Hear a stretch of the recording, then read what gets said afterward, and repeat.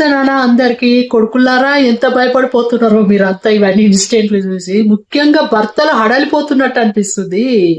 ఆడపిల్లలు రేషాలు తెచ్చుకోవద్దు నాన్న, అందరు అట్లుండరు, కొందరు ఆడపిల్లలు అట్లున్నారు.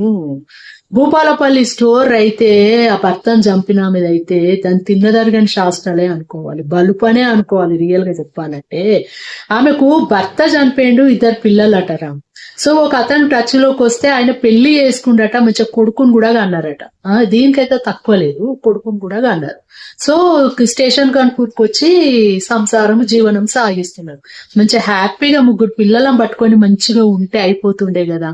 సో అట్లెట్లుంటది, మనకు దుల కదా, అందరు కాదు నాన్న, కొందరు ఆడవాళ్ళండి. సో వేరేతోటి లింక్ పెట్టుకుంది. ఇది భర్త తెలిసింది.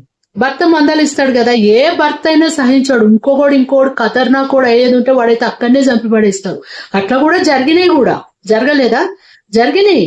కానీ ఆయన ఎంత మంచోడైతే మందలించి, నువ్వు వద్దు, నువ్వు ఇట్లా చెయ్యకు, నువ్వు ఇట్లా చెయ్యకు అని చెప్పేసి అని ఆ భార్యను ఊకే కోప్పడుతున్నాడట.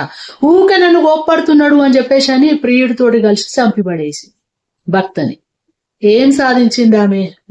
ముగ్గురు పిల్లల్ని ఆగం చేసిందా? అటు భర్త పోయిందా, పిల్లలకు తండ్రి లేకుండా అయిపోయిందా?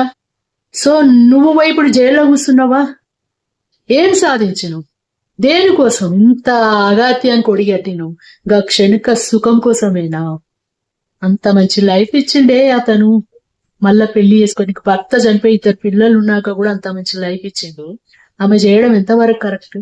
జీవితం అంటే అదే అనుకుంటురా మీరు మొత్తం? కానీ పిల్లల గురించి ఆలోచించారా?